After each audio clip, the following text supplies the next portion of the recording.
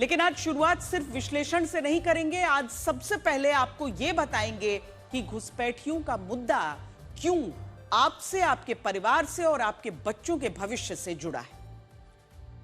तस्वीर दिखाते हैं आपको।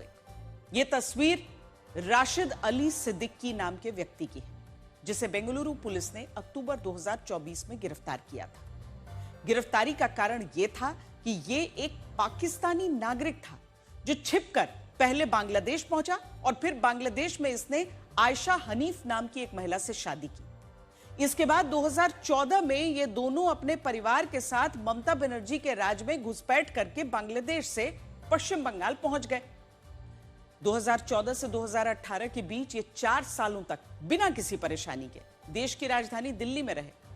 दिल्ली में इन लोगों ने न केवल नौकरी की, बल्कि यहां इन्होंने फर्जी दस्तावेजों की मदद से असली आधार कार्ड, पासपोर्ट, ड्राइविंग लाइसेंस, यहां तक कि वोटर आईडी कार्ड भी बनवा लिया। और ये सारे दस्तावेज भारत में आने से के सिर्फ 1 साल में बन गए थे और ये लोग यहां हिंदू बनकर रह रहे थे। इनमें पाकिस्तानी नागरिक राशिद अली सिद्दीकी शंकर शर्मा बन गया था। उसकी बांग्लादेशी पत्नी आयशा हनीफ आशा शर्मा बन गई थी। उसके पिता मोहम्मद हनीफ राम बाबू शर्मा बन गए थे। मां रुबीना रानी शर्मा बन गई थी और उसके दोनों बच्चों का भी भारत का आधार कार्ड बन गया था। यह आधार कार्ड, पासपोर्ट और ड्राइविंग लाइसेंस दिल्ली के एक पते पर बनवाया गया था। और यह कहानी यहीं खत्म नहीं होती। 2018 के बाद यह पूरा परिवार दिल्ली से बेंगलुरु शिफ्ट हो गया। वहां केटरिंग का एक बड़ा बिजनेस शुरू किया। यह बिजनेस इतना चला कि यह पूरा परिवार एक विला में रहने लगा और आपके संसाधनों को चोरी छिपे दीमक की तरह चाटने लगा। हैरानी की बात यह है कि 10 साल गुजर गए और इनके बारे में कभी किसी को कोई भनक नहीं लगी। और यह तो केवल एक कहानी है। ऐसे न जाने कितने परिवार, कितने लोग हैं जो बांग्लादेश के रास्ते घुसपैठ करके भारत में आए और आपके संसाधनों पर कब्जा करके बैठ गए। और यहां बड़ी बात यह है कि हमारे देश में बहुत सारे लोग इस घुसपैठ की समस्या पर ज्यादा गौर भी नहीं करते। कुछ लोगों को लगता है कि यह मामला राजनीतिक फायदे के लिए उठाया जाता है और कुछ सोचते हैं कि 145 करोड़ की आबादी में कुछ घुसपैठियों के होने से क्या ही फर्क पड़ता है। लेकिन आज हम आपको बताएंगे कि इससे फर्क पड़ता है और यह फर्क इतना गंभीर और चिंताजनक है कि आप यकीन नहीं कर पाएंगे। कल्पना कीजिए, अगर आपके बच्चों को स्कूल कॉलेज में दाखिला न मिले, अस्पताल में इलाज के लिए बेड न मिले, कहीं सफर करने के लिए बस और ट्रेन में सीट न मिले, नौकरी न मिले, सरकारी योजनाओं का लाभ न मिले और आपके हक पर ऐसे लोग डाका डालकर बैठ जाएं जो घुसपैठ करके दूसरे देशों से आए हैं, जो घुसपैठिए हैं, जिनका इस देश के संसाधनों पर कोई अधिकार नहीं, लेकिन फिर भी ये फर्जी Aadhaar card, voter card, ration card बनवाकर आपके हक को लूटने लगे, तो आप क्या करेंगे? क्या आप तब भी घुसपैठियों के मुद्दे को गंभीरता से नहीं लेंगे? हमने आपको पहले भी बताया था कि 145 करोड़ की आबादी वाले भारत में संसाधन सीमित नहीं है और विश्वास न हो तो ये आंकड़े देखिए। आज भारत में 2 लाख लोगों पर एक रेलवे स्टेशन है। 1 लाख लोगों पर 900 सीटों की केवल एक यात्री ट्रेन है। लगभग 1 करोड़ लोगों पर केवल एक एयरपोर्ट है। 10,000 लोगों पर 70 सीटों की केवल एक सरकारी बस है। 5,500 लोगों पर एक एटीएम है। 1 करोड़ लोगों पर एक हिल स्टेशन है। 4 करोड़ लोगों पर सुप्रीम कोर्ट का एक जज है। 18 लाख लोगों पर हाई कोर्ट का एक जज है। और मरने के बाद भी हमारे देश में शमशान घाट और कब्रिस्तान के बाहर भीड़ लगी है, क्योंकि 35,000 लोगों पर सिर्फ एक शमशान घाट और कब्रिस्तान है। और इसीलिए सोचिए, जब संसाधन इतने सीमित हों तो क्या हम एक भी घुसपैठियों को अपने देश में बर्दाश्त कर सकते हैं?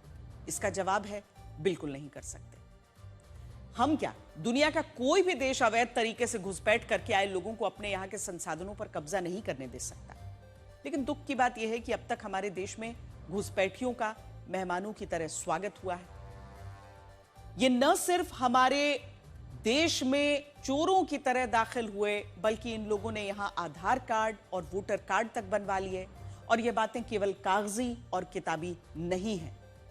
जिस महिला की तस्वीर आप इस समय अपनी टीवी स्क्रीन पर देख रहे हैं, वो 6 साल पहले बांग्लादेश से नदी के रास्ते पश्चिम बंगाल में दाखिल हुई और इस घुसपैठ के लिए उसने केवल 3,000 रुपए खर्च किए। इसके बाद पश्चिम बंगाल में इसने केवल 2,000 रुपए खर्च करके अपना आधार कार्ड बनवा लिया और इस आधार कार्ड के सहारे कोलकाता के कई घरों में काम किया। और हैरानी की बात यह है कि इसी आधार कार्ड पर इस महिला का कोलकाता में पुलिस वेरिफिकेशन हो गया। अब आप मुर्शिदाबाद पर आइए, जहां कुछ महीने पहले 7 लोग बांग्लादेश से घुसपैठ करके पश्चिम बंगाल में आए और यहां से केरलम में नौकरी करने के लिए चले गए और वहां इन्हें आसानी से नौकरी मिल गई। अब यह हुआ भी तब जब हाल ही में सरकार की रिपोर्ट यह बता रही थी कि केरलम में बेरोजगारी दर सबसे ज्यादा हो गई है, यानी केरलम में वही हो रहा था जिसके बारे में हमने आपको शुरुआत में बताया। वहां बांग्लादेश से आए ये घुसपैठिए भारत के लोगों की नौकरियों पर कब्जा करके बैठ गए थे, लेकिन हाल ही में जब ये बकरीद मनाने के लिए मुर्शिदाबाद वापस लौटे तो शुभेंदु अधिकारी के सख्त निर्देशों पर इन्हें गिरफ्तार कर लिया गया। और आगे बढ़ते हैं, अब उत्तर 24 परगना की तस्वीरें दिखाते हैं। यहां सैकड़ों परिवार बांग्लादेश जाने के लिए इकट्ठा हुए हैं। इसीलिए इकट्ठा हुए हैं क्योंकि ये घुसपैठ करके बांग्लादेश से पश्चिम बंगाल आए थे और ममता बनर्जी की सरकार में इन्होंने अपना आधार कार्ड और राशन कार्ड भी बनवा लिया था। लेकिन अब जब नई सरकार घुसपैठियों को होल्डिंग सेंटर्स में डालने के लिए कह रही है, तब ये लोग बांग्लादेश वापस लौटना चाहते हैं। हम मानते हैं कि बीजेपी और टीएमसी की दुश्मनी राजनीतिक है, लेकिन क्या यहां यह नहीं सोचा जाएगा कि जब पश्चिम बंगाल में ममता बनर्जी की सरकार थी तब वहां इन घुसपैठियों में यह डर और दहशत क्यों नहीं था? क्यों उस वक्त इन घुसपैठियों के लिए अलग अलग सिंडिकेट काम कर रहे थे और कैसे ये घुसपैठिए पश्चिम बंगाल से पूरे भारत में फैले? यहां यह भी देखिए कि घुसपैठिए कैसे आपके संसाधनों को आपसे चुरा लेते हैं और इसी देश में उनके लिए एक पूरा सिस्टम काम करता है। 2016 में केंद्रीय मंत्री पीयूष गोयल ने बताया था कि फर्जी आधार कार्ड और दूसरे पहचान पत्र से 3.5 करोड़ लोगों ने एलपीजी कनेक्शन हासिल किए हैं, जबकि 1 करोड़ 60 लाख लोगों का राशन कार्ड फर्जी निकला है। केरल की पूर्व सरकार ने बताया था कि उसने 2014 से 2021 के बीच 1,63,000 फर्जी आधार कार्ड को डेटाबेस से हटाया है, जबकि उत्तर प्रदेश की सरकार ने बताया कि उसने सही आधार कार्ड की जांच करके सरकार के 8,000 करोड़ रुपए बचाए। इनमें बहुत सारा पैसा ऐसा था जो फर्जी आधार कार्ड या फर्जी पहचान पत्र वाले लोगों को जा रहा था। सोचिए, हमारे देश में एक तरफ यह कहा जाता है कि कागज नहीं दिखाएंगे और दूसरी तरफ इसी देश में सबसे ज्यादा फर्जी पहचान पत्र और दस्तावेज बनवाए जाते हैं।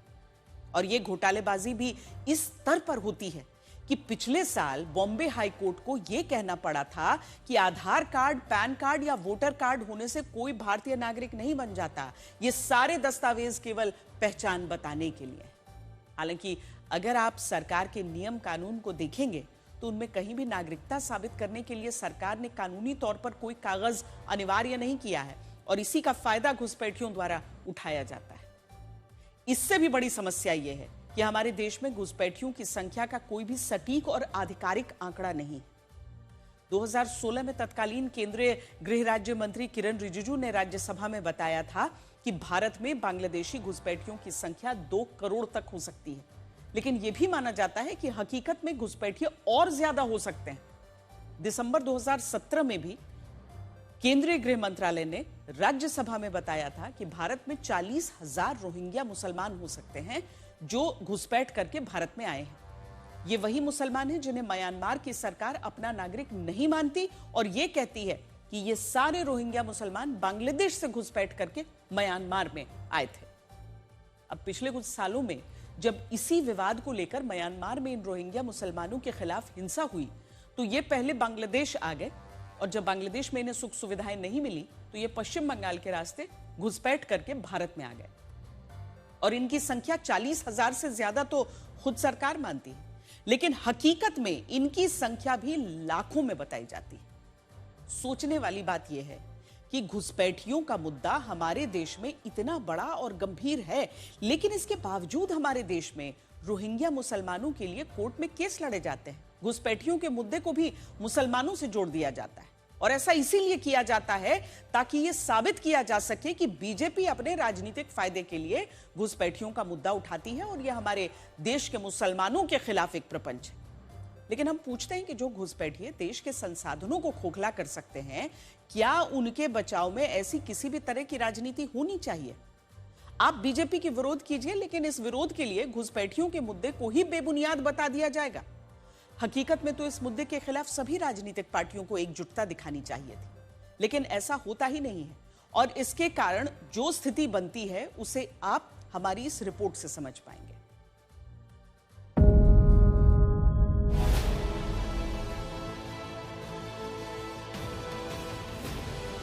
पश्चिम बंगाल से सटी भारत बांग्लादेश सीमा पर इस वक्त तस्वीरें और तकदीरें दोनों बड़ी तेजी से बदल रही हैं।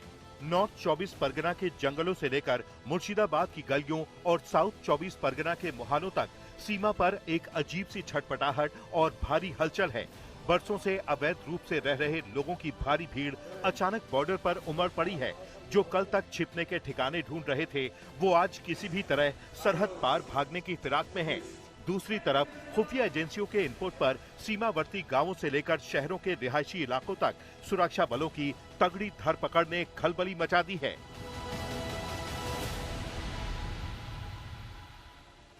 जो लोग सालों से इस मुल्क में अपनी पहचान छुपाकर रह रहे थे, जो झूठ की बुनियाद पर स्थानीय लोगों की आंखों में धूल झोंक रहे थे, अब उनके बहानों के मुखौटों की परतें उतरने लगी हैं।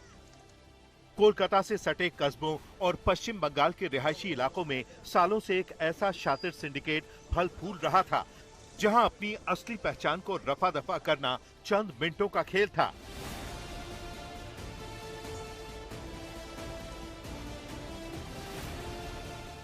नॉर्थ 24 परगना का बसीरहाट सब डिवीजन और यहाँ का ये हाकिमपुर चेक पोस्ट, इस वक्त यहाँ के हालात हैरान भी करते हैं और परेशान भी। सीमा से सटे इन इलाकों में अचानक इंसानी कदमों की आहट असाधारण रूप से बढ़ गई है। कटीले तारों के साए में पुरुषों और महिलाओं का हुजूम जमा है।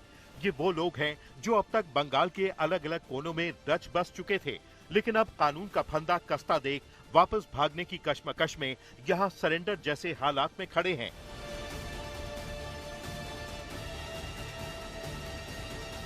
सीमा पर मची इस खलबली ने स्थानीय प्रशासन और बीएसएफ को हाई अलर्ट पर डाल दिया है। बीते कल ही सीमा पर डटी इस भीड़ के एक बड़े हिस्से को घेरकर जांच के लिए ले जाया गया। तो वहीं आज तड़के से ही दर्जनों लोग कड़ाके की धूप और अनिश्चितता के बीच वापस जाने के इंतजार में सीमा पर पलके बिछाए बैठे हैं। इधर बहुत झमेला चल रहा है, वही लिए चल जा रहे हैं। झमेला चल रहा है मतलब कैसा? और सब कोई को रहने नहीं दे रहा है, हम लोग को काम धाम नहीं मिल रहा है, हम लोग चल जा रहे हैं। बांग्लादेश से आए थे। कब आए थे? हो गया 2-3 साल हो गया। कैसे आए थे? वही हम लोग को दूसरा आदमी लेके आया था। यहाँ हम लोग हावड़ा जिला। हावड़ा जिला। जी। क्या काम करते थे? हम बाइक मैकेनिक है। सरहद पर अगर भगदड़ है तो देश के अंदरूनी इलाकों में घुसपैठियों में डर का साया है। संदिग्धों को दबोचने का सिलसिला जारी है। साउथ 24 परगना के बरुईपुर और कैनिंग वेस्ट इलाकों से जब संदिग्धों को उठाया गया तो पूछताछ में चौंकाने वाले राज खुले। खुलासा हुआ कि ये लोग बिना फेंसिंग वाली नदी की सीमाओं का फायदा उठाकर एजेंट्स की उंगली थामकर जल मार्ग से भारत में दाखिल हुए थे।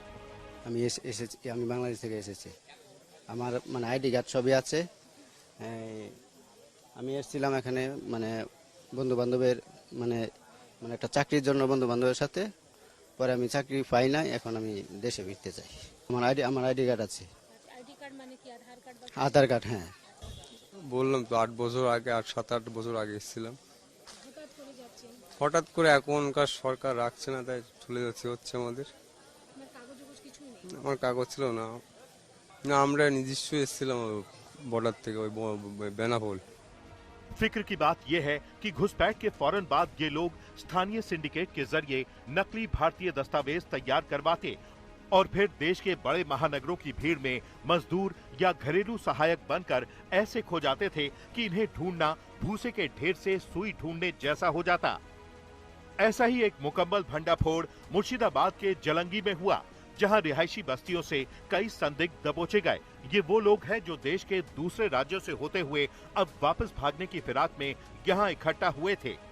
এখানে আমরা থাকতে পারছি না, আমাদের কোনো কাগজপত্র নেই, তাহলে আমরা থাকবো কি করে? ওই রাস্তায় মালটাল কুড়িয়ে খেতাম। ও যখন ঢুকেছিলাম ওই মানে দালাল দিয়ে ঢুকেছিলাম আর কি। তারা আমাদের কাছ থেকে 800-900 টাকা করে নিয়েছিল, নিয়ে পার করে দিয়েছিল। গভর্নমেন্ট চেঞ্জ হয়েছে, শুধু এটাই না, গভর্নমেন্ট যে গভর্নমেন্টে আসুক তার প্রত্যেকের কথা বাংলাদেশি থাকবে না। তাহলে আমরা কেন আপনাদের বিরক্ত করব? আমাদের উচিত আমাদের জায়গায় আমাদের পৌঁছানো, আপনাদের বিরক্ত না করে। আমরা এখানে এসেছি 2 বছর। दरअसल इस पूरे मर्ज की असली जड़ है नदी और मैदानों की खुली सीमा, लेकिन अब इस कमजोरी को हमेशा के लिए दफन करने की तैयारी हो चुकी है। जिन इलाकों में अब तक कटीले तार नहीं थे, वहां युद्ध स्तर पर फेंसिंग का काम शुरू कर दिया गया है। नॉर्थ बंगाल के कूच बिहार से लेकर मुर्शिदाबाद के रघुनाथगंज तक मौसम की बेरुखी और मुश्किल हालात के बावजूद कटीले तारों को गाड़ने का काम जारी है। सीमावर्ती गांवों में सीमेंट, लोहे के पिलर और कंस्ट्रक्शन का सामान पहुंच रहा है। साफ है, सालों से चल रहा झूठ का ये तिलिस्म अब टूट रहा है। महज कुछ हजार रुपयों के दम पर देश की नागरिकता का स्वांग रचने वाले और पहचान की आड़ में छिपे बैठे लोग अब कानून के शिकंजे में हैं। खुली सरहदों पर कटीले तारों की बाढ़ और रिहायशी इलाकों में सुरक्षा बलों की नजर इस बात का सीधा ऐलान है कि छलावे और घुसपैठ की ये जिंदगी अब और ज्यादा दिन नहीं चलने वाली। आज तक ब्यूरो।